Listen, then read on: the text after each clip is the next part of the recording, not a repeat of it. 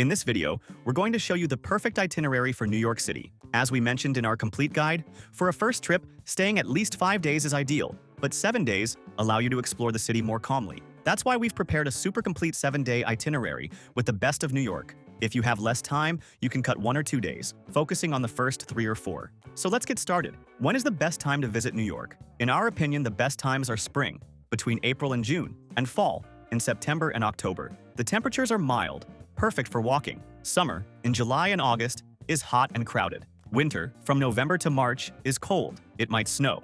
But December has the magic of Christmas. So, how will our 7-day itinerary work? The idea is to use Manhattan as a single base, staying at the same hotel. The secret to New York is using the subway to get between areas and walking a lot within them. A car is out of the question. We'll divide the days exploring the main areas: Midtown, downtown, including the Statue of Liberty, the museums, and Central Park, Brooklyn, charming neighborhoods like the Village and Soho, and an optional day for shopping further out or revisiting something. Now, let's get to the day-by-day plan. Day 1. Arrival, Times Square, and Broadway. Take the first day to arrive. Get from the airport to your hotel using the air, train, and subway to save money, and immediately dive into the city's energy, head straight to Times Square. It's impactful to see all those luminous panels. Take the classic photos on the red steps. Explore the giant themed stores like M&M's and Disney. For dinner, Times Square has many touristy options and famous chains like Olive Garden or Carmine's, which is an Italian restaurant with huge portions to share. For something quicker and cheaper, look for one of the many pizza slice shops nearby. A slice costs about $3 to $4. If you dream of seeing a Broadway musical, today could be the day. Buy tickets well in advance online, or try your luck at the TTHE booth in Times Square for last-minute discounts, but be prepared for lines. Day 2. Statue of Liberty, Financial District, and 9/11. Start the day early by taking the subway down to Lower Manhattan in the Battery Park area. This is where the official Statue City Cruises ferries depart for the Statue of Liberty and Ellis Island, home of the Immigration Museum. The ferry ticket costs about $30, and it's essential to buy online weeks or months in advance as time slots sell out. Reserve the entire morning for this visit. For lunch, a good and cheap option upon returning from the ferry is Francis Tavern, one of New York's oldest restaurants with a historic vibe.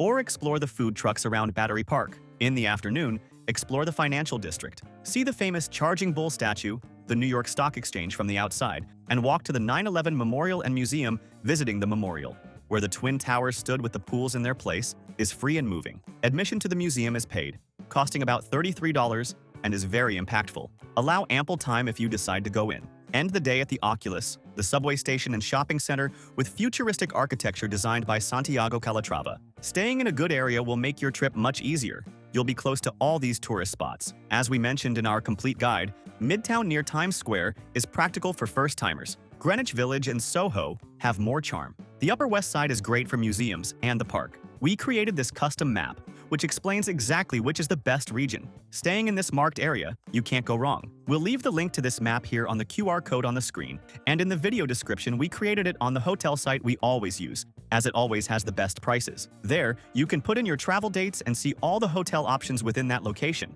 at the lowest prices. We'll also leave links to the hotels where we've stayed. There's one that is very cheap and super well located, and another that's a bit nicer, in the same location, but a little more expensive. They are great options. An important tip to save on lodging is the advanced booking strategy. The earlier you book your hotel, the less you will pay. This is why we love using this website. Besides having the lowest prices, it has free cancellation for almost all hotels. You can book as early as possible to guarantee a much lower price, and if you need to cancel later, it's super easy and costs nothing. And remember that in the link below, we always organize everything you need to plan your entire trip for the best price. The sites we use to plan our trips, and that have everything much cheaper: Travel eSIM, travel insurance at half price, tickets for all attractions, good and cheap hotels we've stayed at, cheap car rentals, remembering we don't recommend it for New York, and the global account to carry money paying much lower fees. And the links already contain automatic discounts, as we are always updating them. So save and use this page that will make your trip much easier. Day 3. Midtown Icons. Today, we'll explore the iconic buildings and sites of Midtown Manhattan.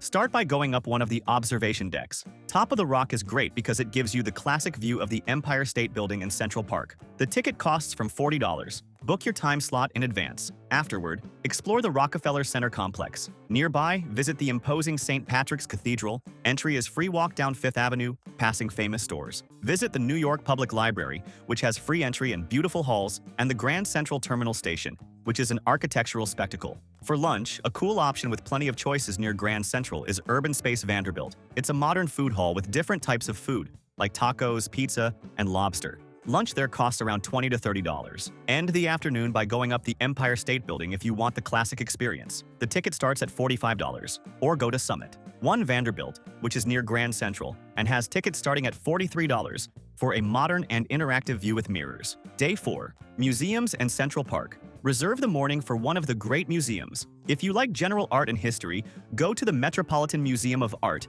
the MET. It's gigantic, impossible to see everything in one day. Focus on the areas that interest you most, like Egypt, armor, or European painting. The ticket for tourists costs about $30. If you prefer science, go to the American Museum of Natural History on the other side of Central Park. It's equally huge, famous for its dinosaurs and planetarium. The ticket costs about $28. For lunch, near the museums, especially the Natural History Museum, there are many simple cafes and delis. A classic option is Shake Shack. There's a location near the museum. Spend the afternoon exploring Central Park. Enter from the side of the museum you visited, walk around the lake. See the Bethesda Terrace and fountain. Rent a rowboat if the weather is nice. Visit Strawberry Fields, which is the John Lennon Memorial near the West 72nd Street entrance. It's a place to relax and enjoy nature in the middle of the city. An important tip that will save you time and money is to buy tickets for attractions and tours in advance. Buying on the spot is always more expensive, and the most famous tourist spots like the Statue of Liberty, observation decks, and museums often sell out days before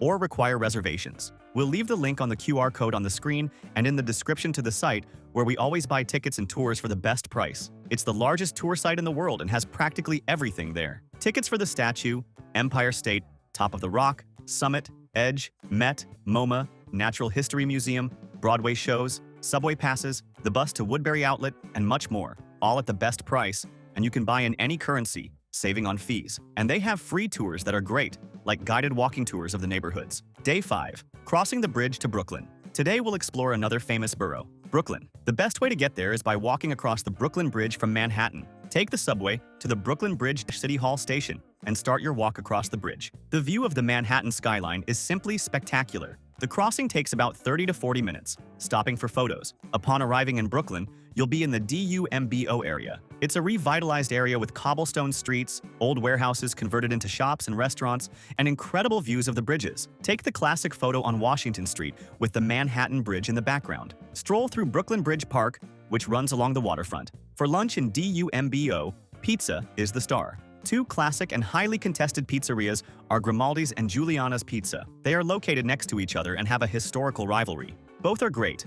Be prepared for lines. A large pizza costs around $30. In the afternoon, you can continue exploring Brooklyn. Take the subway or walk to Williamsburg, a more hipster neighborhood filled with vintage shops, cool cafes, and street art. Or head back to Manhattan to explore another area. Day 6. Village Charm, Soho, and Highline. Today is for exploring some of Manhattan's most charming neighborhoods. Start in Greenwich Village. Get lost in the tree-lined streets, see the typical brownstone houses, pass through Washington Square Park with its famous arch. It's an area with many cafes, bookstores, and small shops. For lunch in the village, the options are plentiful. For something quick and iconic, grab a slice at Joe's Pizza, considered one of the best in NYC. To sit down, look for one of the many Italian trattorias on Bleecker Street. In the afternoon, walk south to Soho. This is the neighborhood for luxury shopping and art galleries, famous for its cast-iron buildings. Even if you're not buying, it's great for window shopping and strolling. Afterward, head west to the Meatpacking District and climb up to the Highline. It's an elevated park built on an old railway line. It's a delightful walk,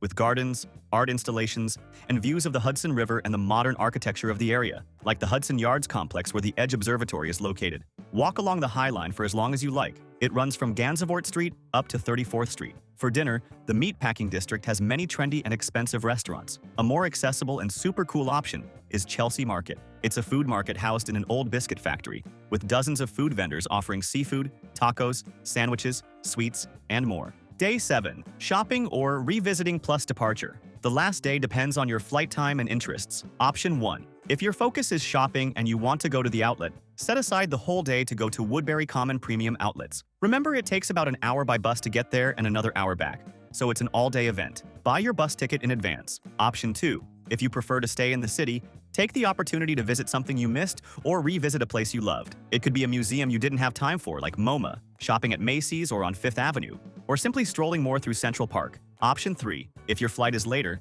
check out of your hotel, store your luggage, and use the morning for one last walk or some last-minute shopping. Now let's talk about transportation, reinforcing it. Subway is your best friend in New York. Buy the 7-day pass if you're staying that long. A car is impractical. Use Uber or Lyft sparingly, or for airport transfers if you prefer comfort over savings. And prepare to walk a lot. About travel insurance. Essential. Don't travel to the US without it. Use the comparator in the link in the description to save money. Quick shopping tips. Fifth Avenue for luxury and famous brands. Soho for boutiques. Macy's and Bloomingdale's for department stores. Clothing and shoes under $110 per item are tax-exempt. Woodbury Common is the outlet, and the bus is the best way to go. Watch your belongings in crowded places. And for those who are new here to the channel, welcome. Subscribe and like the video for more tips. And how much does it cost to eat in New York? It's expensive, but there are options. Big Mac combo costs $12. Water costs $3. Beer costs $9. Budget meals like pizza slices or food trucks are under $10. A mid-range restaurant costs $40 to $50 per person. Tip is 18 to 20%. And what to do at night? Broadway, but buy tickets early. Bars, and the rooftops are incredible. Live music, like jazz in the Village, or simply walking through Times Square or across the Brooklyn Bridge. And if you're traveling with children, Natural History Museum, Intrepid Museum, Central Park with its zoo and carousel, Disney musicals, FAO Schwartz Toy Store. New York is super fun for them too. And to combine your trip, take advantage of the location and catch a train or bus to nearby cities like Philadelphia, Boston, or Washington, D.C. They are easy and quick trips. If you liked this detailed New York itinerary, like the video and subscribe to our channel. Leave your questions in the comments. Thank you very much and have a great trip.